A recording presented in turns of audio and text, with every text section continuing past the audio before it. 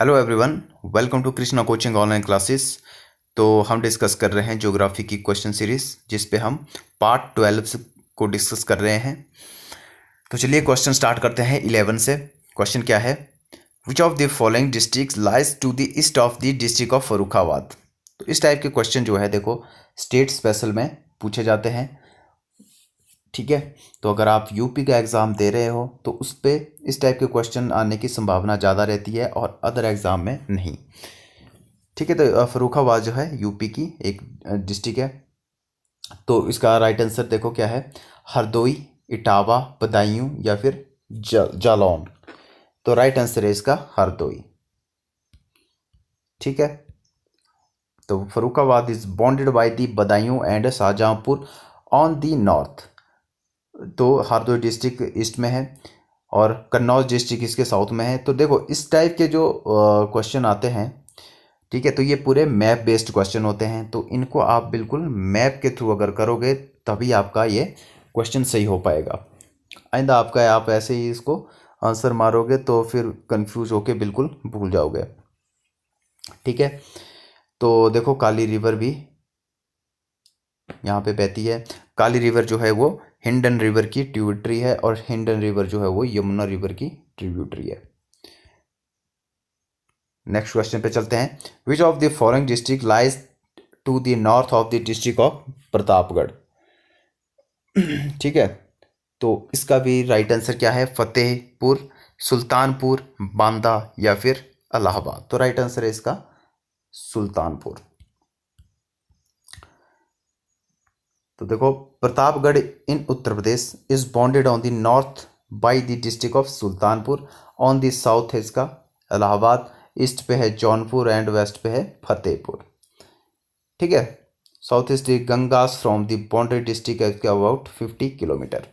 ठीक है, तो इसका जनरल सा आइडिया आपको होना चाहिए और मैप के आपको सारा पता होना चाहिए कि कौन सी स्टेट कहाँ पे है। अगर आप उसी स्टेट के हो, मान लो आप उत्तर प्रदेश के हो, तो आपको पता होना चाहिए कौन सी डिस्ट्रिक्ट जो है कहाँ पे बाउंड्री टच कर रही है।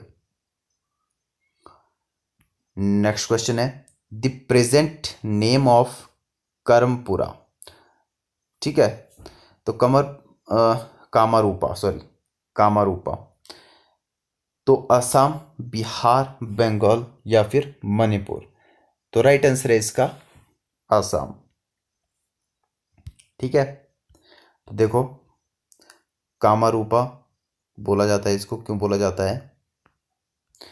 देखो Kamarupa also called Pragjyotisha was the first historical kingdom of Assam. तो ये आपने याद रखना है, जो प्रागज्योतिषा है वो फर्स्ट हिस्टोरिकल किंगडम है कहाँ का, असम का। दैट एग्जिस्टिंग बिटवीन कब से कब तक है ये, 350 से 1140 तक, for almost 800 years. Through the historical kingdom disappeared by 12th century to be replaced by smaller political entities. The nation of Kamarupa persisted and ancient and medieval chroniclers continued to call this region by this name. ठीक है, तो इसी name से ही इसको बोला जाता था। The name of the kingdom survives in Kamarupa, a present day district of in Assam. ठीक है, तो आपने ये याद रखना है कि किसको कामारूपा बोला जाता है। नेक्स्ट क्वेश्चन है which of the following sites has been included in UNESCO list of world heritage site. Very important question है, यूपीएससी में भी क्वेश्चन आ चुका है। Chilka lake, Dal lake, Nagin lake या सुंदरबन नेशनल पार्क। तो राइट आंसर है इसका सुंदरबन नेशनल पार्क। तो यूनेस्को के बारे में भी आपको पता होना चाहिए। United Nation education scientific and cultural organization इसकी फुल फॉर्म है और पेरिस में इसका हेडक्वार्टर है। और ये आपने इसके बारे में याद रखना है कि इंडिया में जो है वो कितनी वर्ल्ड हेरिटेज साइट है जो यूनेस्को के द्वारा घोषित की गई है। तो ये आपने याद रखना है कि 38 जो है वो टोटल वर्ल्ड हेरिटेज साइट है इंडिया में, जिसमें से 30 जो है वो नेचुरल हैं। ठीक है, सॉरी 30 जो है वो कल्चरल साइट है 30, और जो 7 है वो है नेचुरल साइट और 1A जो है वो मतलब एक जो है वो मिक्स है, ठीक है। तो वो मिक्स्ड क्राइटेरिया साइट है, मतलब वो उस पर कल्चरल भी है और वो नेचुरल भी है, उसको मिक्स क्राइटेरिया साइट बोला जाता है।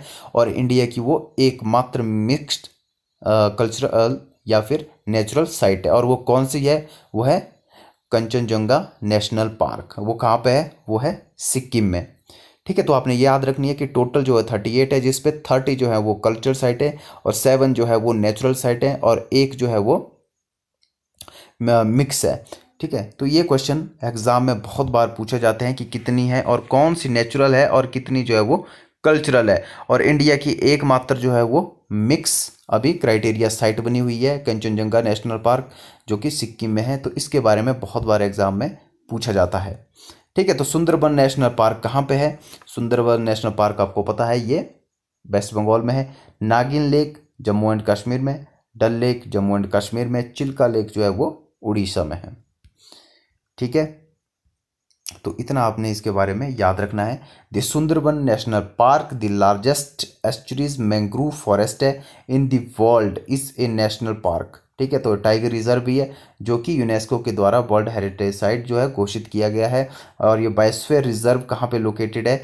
ये सुंदरबन गंगास रिवर्स डेल्टा में, ठीक है। और बे ऑफ बंगाल में ये सिचुएटेड है in West Bengal. It is also on the UNESCO world network of biosphere reserve का भी एक ये हिस्सा है, ओके। तो इतने आपने इस क्वेश्चन के बारे में याद रखनी है, पूरी डिटेल्स। पढ़ते हैं नेक्स्ट क्वेश्चन पे। Which one of the following is known as the pearl city? तो पर्ल सिटी जो है वो किसको बोला जाता है? कांडला, तुतिकोरिन, या फिर कोची, या फिर हैदराबाद। तो राइट आंसर है इसका हैदराबाद, ठीक है। तो हैदराबाद जो को है पर्ल सिटी बोला जाता है। देखो, Hyderabad is known as the city of pearls on account of its role the pearl trade, ठीक है। तो पर्ल ट्रेड के लिए जानी जाती है हैदराबाद सिटी, तो इसलिए इसको बोला जाता है city of pearls. Until the 18th century the city was the only global trading centre for the large diamond, ठीक है। तो यहाँ पे जो फेमस है, जो डायमंड की जो खान है वो आपको पता है गोलकुंडा की खान है, ठीक है। जहाँ से जो फेमस जो कोहिनूर डायमंड है, कोहिनूर हीरा है, वो यहीं से निकला था, ओके। बढ़ते हैं अगले क्वेश्चन पे। देखो, the famous tourist centre Mahabalipuram is located near. तो कहाँ पे है महाबलीपुरम? ये तमिलनाडु में लोकेटेड है और इनमें से चेन्नई इसका राइट आंसर। महाबलीपुरम जिसको मामल्लपुरम भी बोला जाता है, तो ये भी आपने याद रखना है। Mahabalipuram is located about 55 kilometre south of Chennai. It is famous for the rock cut temple के लिए फेमस है, और अर्जुन रथ के लिए फेमस है, द्रौपदी रथ के लिए फेमस है, एंड धर्मराजा चैरियट के लिए भी ये फेमस है। तो ये चीज़ आपने याद रखनी है कि महाबलीपुरम जो है वो किस लिए फेमस है, ओके। बढ़ते हैं आगे। देखो, the heavy rains and cloud burst during summer of 2013 devastated around 2000 village या 1500 roads and 150 bridge in the state of. तो आपको पता है कि 2013 में जो बादल वहाँ पे बर्स्ट हुए थे उत्तराखंड में, ठीक है, उनसे जो है काफ़ी जो है तबाही मची थी। तो ऑप्शन 4 है इसका उत्तराखंड, जो कि इसका राइट आंसर है। तो उत्तराखंड में जो है जो केदारनाथ जो टेम्पल है, ठीक है, तो वहाँ पे जो भारी त्रासदी जिसको हुई थी, तो वो भी आपने याद रखना है, जिस पे बहुत सारे लोग जो है एक दूसरे से अपने परिवारजनों से वो बिछड़ गए थे और करीब कई तो 1-2 साल बाद अपने घर पहुँचे थे, ठीक है। In June 2013 a multi day cloud burst centred on Uttarakhand, ठीक है, caused devastating floods and landslides in the country's first natural disaster since 2004 में आई थी सुनामी, ठीक है, उस पर भी बहुत ज़्यादा तबाही हुई थी। और उसके बाद फिर 2013 में जो क्लाउड बर्स्ट हुआ उस पे भी बहुत ज़्यादा नुकसान हुआ उत्तराखंड गवर्नमेंट को, और जो बहुत सारे लोग जो हैं वो अपनी जान जिनको गंवानी पड़ी थी। ठीक है, तो उत्तराखंड जो त्रासदी हुई थी वो आपने याद रखना है। कई बार जैसे हम एस्से वगैरह लिखते हैं मेंस के एग्ज़ाम में, तो इस टाइप के आपको एग्जाम्पल देना बहुत ज़रूरी हो जाता है डिजास्टर मैनेजमेंट में। ओके, नेक्स्ट क्वेश्चन है which of the following is not a notable industrial city. तो कौन सी नहीं है? कानपुर, मुंबई, जमशेदपुर या फिर इलाहाबाद। तो राइट आंसर है इसका इलाहाबाद। तो इलाहाबाद जो है एक मेजर जो इंडस्ट्रियल एरिया नहीं है। बाकी लेदर के लिए कानपुर फेमस है। मुंबई जो है वहाँ पे तो मिक्स्ड इंडस्ट्रीज़ हैं। जमशेदपुर जो है वो स्टील के लिए फेमस है। टाटा का प्लांट जो है यहीं पे लोकेटेड है। ठीक है, तो देखो Allahabad in Uttar Pradesh is more an historical, religious and educational centre है than being a an industrial city. The industrial city original name this city original name Prayag. तो ये आपको पता है इलाहाबाद का अब जो नाम चेंज कर दिया है उसका नाम अब प्रयागराज कर दिया है। इसको प्रयाग क्यों बोलते हैं, या यह प्रयाग का मतलब क्या होता है? क्योंकि गंगा, यमुना, सरस्वती ये तीनों का संगम यहाँ पे होता है, और जहाँ पे नदियों का संगम होता है उसको बोला जाता है प्रयाग। ठीक है, it is the second oldest city है इलाहाबाद की, इंडिया की। और इलाहाबाद जो है किसने बसाया था? अकबर ने। तो ये भी आपने याद रखना है कि इलाहाबाद तो अकबर ने इसको बसाया था, और इसके बाद फिर योगी जी ने इसका नाम चेंज कर दिया और इसका नाम कर दिया प्रयागराज। और कानपुर जो है फेमस है लेदर इंडस्ट्रीज़ के लिए। ठीक है, इसको बोला जाता है Manchester of the east. Mumbai diverse industries है, और जो जमशेदपुर है वो स्टील के लिए फेमस है। यहाँ पे बहुत सारे स्टील के प्लांट है। ठीक है, comes under the list of India's notable cities. ठीक है, तो बढ़ते हैं नेक्स्ट क्वेश्चन पे। देखो क्वेश्चन है the first shore based integrated steel plant in the country. पहले भी हमने जब इंडस्ट्रीज सेक्टर के बारे में डिस्कस किया था तो ये क्वेश्चन हमने उस टाइम भी देखा था। तो कौन सा है शोर बेस्ड स्टील प्लांट कहाँ पे लोकेटेड है? विजयनगर, सालेम, विशाखापट्टनम या फिर भद्रावती। तो राइट आंसर है इसका विशाखापट्टनम। ठीक है, आंध्र प्रदेश में ये शोर बेस्ड स्टील प्लांट लोकेटेड है। Visakhapatnam steel plant popularly known as Vizag steel. ठीक है, तो ये आपने याद रखना है कि बीजाग स्टील ही विशाखापट्टनम स्टील प्लांट को बोला जाता है। The first shore based integrated steel plant in the country set up in 1971। It is the most advanced steel producer in India. It is the largest single site plant in India and Asia minor. ठीक है, तो ये आपने इसके बारे में याद रखना है। ठीक है, नेक्स्ट क्वेश्चन पे चलते हैं। Which place is called as silicon valley of India. ठीक है, तो क्वेश्चन को फिर से रिपीटेड क्वेश्चन है। तो सिलिकॉन वैली किसको बोला जाता है? Right answer is Bengaluru. The silicon valley of India is a nickname of Bangalore. The name signifies Bangalore's status as a hub for information technology companies in India and is a comparative reference to the original Silicon Valley. कौन सी है? वो है Santa कार्ला valley, California. ठीक है, तो original silicon valley California में है, Santa कार्ला valley. ठीक है, नेक्स्ट क्वेश्चन पे चलते हैं। Who was the creator of the famous rock garden of Chandigarh? तो ये आपको एक तो ये पता लग गया कि रॉक गार्डन कहाँ पे है, चंडीगढ़ में है। और किसने इसको बनाया था? तो Khushwant Singh, Charles Corbusier, Edward Baker या फिर नेकचंद। तो राइट आंसर है इसका नेकचंद। रॉक गार्डन आप गए होंगे तो वहाँ पे आपने नेकचंद का नाम जरूर देखा होगा, वहाँ पे लिखा हुआ है। ठीक है, तो रॉक गार्डन जो है वो नेकचंद ने बनवाया था। और जो चंडीगढ़ को जो डिज़ाइन किया है, जो आर्किटेक्ट है चंडीगढ़ का, जिन्होंने सेक्टर में चंडीगढ़ को बांटा हुआ है, ठीक है, तो वो कौन है? वो है चार्ल्स कार्बूजियर, या जिनको ली कार्बूजियर भी बोला जाता है।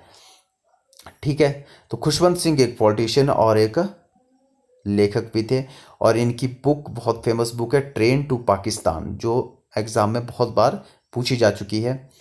ठीक है, तो ये भी आपने याद रखना है इसके बारे में। तो देखो, the rock garden of Chandigarh is a sculpture garden that was created by Nekchand. क्या ये एक स्कल्पचर गार्डन है? A government official who started in secretly in spare time in 1957 में। It is also known as Nekchand rock garden. Okay, today is this spread over the area of 40 acres. It is completely build of industrial and home waste item. तो आपने देखा होगा वहाँ पे जो जितने भी स्कल्पचर हैं, जितने भी वो बनाए गए हैं वहाँ पे, वो टोटली जो वेस्ट आइटम है उनसे वो सारी चीज़ें वहाँ पे बनाई गई हैं। ठीक है, तो नेक्स्ट क्वेश्चन पे पढ़ते हैं। The atomic power station in Rajasthan is situated at. तो कहाँ पे सिचुएटेड है? पोखरन, सूरतगढ़, रावतभाटा या फिर चित्तौड़गढ़? तो राइट आंसर है इसका रावतभाटा। ठीक है, एटॉमिक पावर स्टेशन यहाँ पे पूछा गया है, तो ये रावतभाटा में सिचुएटेड है। और अगर यहाँ पे जो पोखरण है ये क्यों फेमस है? यहाँ पे हमने अपने न्यूक्लियर टेस्ट किए थे। ठीक है, तो यहाँ पे हम अपने न्यूक्लियर टेस्ट किए थे पोखरण में। ठीक है, एक इंदिरा गांधी जी के टाइम में हुआ था, और सेकंड जो हुआ था वो अटल बिहारी वाजपेयी जी उस टाइम हमारे प्राइम मिनिस्टर थे 1998 में। ओके, और चित्तौड़गढ़ भी आपने याद रखना है। चित्तौड़गढ़ के बारे में क्या याद रखना है? चित्तौड़गढ़ जो फोर्ट है वो कहाँ पे लोकेटेड है? वो लोकेटेड है राजस्थान में, और ये भी एक यूनेस्को की वर्ल्ड हेरिटेज साइट है। और चित्तौड़गढ़ फोर्ट में एक स्तंभ है जिसका नाम है विजय स्तंभ। इसके बारे में एग्जाम में पूछा जाता है कि विजय स्तंभ कहाँ पे लोकेटेड है। ये राजस्थान में है, चित्तौड़गढ़ में। और ये किसने बनवाया था? ये बनाया था राणा कुंभा ने। ओके, तो इतनी सी बात आपने इनके बारे में याद रखनी है। राणा कुंभा ने जो है वो विजय स्तंभ बनवाया था। तो देखो, the Rajasthan atomic power station, जिसको रैप्स भी बोला जाता है, कहाँ पे लोकेटेड है? रावतभाटा इन चित्तौड़गढ़ डिस्ट्रिक्ट। ठीक है, तो कमीशन कब हुआ था? ये 16 दिसंबर 1973 को कमीशन हुआ था। It is operated by the nuclear power corporation of India. Currently RAPS has 6 pressurised heavy water reactor. तो हैवी वाटर का जो यूज़ है वो अभी हमने पढ़ा था कि हैवी वाटर का यूज़ जो है वो न्यूक्लियर पावर प्लांट को ठंडा होने के लिए किया जाता है, हैवी वाटर का यूज़। ठीक है, तो एक प्रकार का ये कूलेंट होता है। D2O इसका फॉर्मूला होता है, तो ये भी आपने याद रखना है। ठीक है, तो बढ़ते हैं नेक्स्ट क्वेश्चन पे। The Wheeler Island has been renamed as. तो देखो, व्हीलर आइलैंड है, कहाँ पे लोकेटेड है, और उसका नाम बदल कर क्या कर दिया है? तो उसका नाम बदल कर दिया है अब्दुल कलाम आज़ाद आइलैंड। ठीक है, जो हमारे फॉर्मर प्रेसिडेंट थे और साइंटिस्ट भी रहे हैं Abdul Kalam Azad. Wings of fire इनकी ऑटोबायोग्राफी है, और इनको मिसाइल मैन ऑफ इंडिया भी बोला जाता है। तो इतना सा इनके बारे में आप लोगों ने याद रखना है, अब्दुल कलाम के बारे में। और विक्रम साराभाई जो स्पेस सेंटर है वो कहाँ पे है? वो तिरुवनंतपुरम में है। और विक्रम साराभाई वो कौन थे? वो father of Indian space programme. ठीक है, तो ये अपने याद रखना है। और ये फाउंडर थे इसरो के, इंडियन स्पेस रिसर्च ऑर्गेनाइजेशन के। और सतीश धवन ये कौन थे? ये भी एक एरोस्पेस इंजीनियर थे। और सतीश धवन स्पेस सेंटर कहाँ पे है? यह है श्री हरिकोटा में, आंध्र प्रदेश में। ठीक है, तो इतना आपने याद रखना है। CV रमन भी एक फिजिक्स में इनको नोबेल मिला हुआ है, और 1930 में इनको नोबेल मिला है फिजिक्स में scattering of light, Raman effect के लिए इनको नोबेल मिला हुआ है। और रमन इफेक्ट क्या था? वो था scattering of light.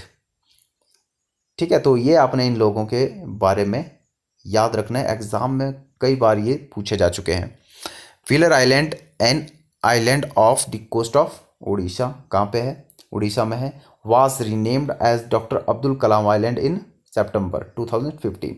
The integrated test range missile testing facility is located on this island. ठीक है, तो टेस्ट जो मिसाइलों के हैं वो हम यहाँ से करते हैं। It was there that Kalam tested scores of missiles. ठीक है, तो अब्दुल कलाम जी को वो मिसाइल मैन ऑफ इंडिया भी बोला जाता है, ये आपने याद रखना है। ठीक है, तो यहाँ पे हम अब ख़त्म करते हैं अपनी इंडियन ज्योग्राफी। ठीक है, तो इंडियन ज्योग्राफी में हमने सारी चीज़ें लगभग टच कर ली हैं, चाहे वो रिवर, माउंटेन्स, इंडस्ट्रीज़ या फिर सारी चीज़ें हमने डिस्कस कर ली हैं। मिसलेनियस क्वेश्चंस भी हमने डिस्कस कर लिए हैं। और अगर आपने जो शुरू में हमने क्वेश्चन किया, अगर आपने पूरे मैप बेस्ड अगर उनको देखा होगा तो आई होप आपने बहुत अच्छे से उनको किया होगा, क्योंकि ज्योग्राफी में जो है मैप की इम्पोर्टेंस बहुत ज़्यादा है। बिना मैप के ज्योग्राफी को आप बिल्कुल भी अच्छे तरीके से नहीं कर सकते हो। ओके, तो यहाँ पे अब हम इंडियन ज्योग्राफी फिनिश करते हैं और नेक्स्ट वीडियो में हम देखेंगे वर्ल्ड ज्योग्राफी का। ओके, तो मिलते हैं नेक्स्ट वीडियो में।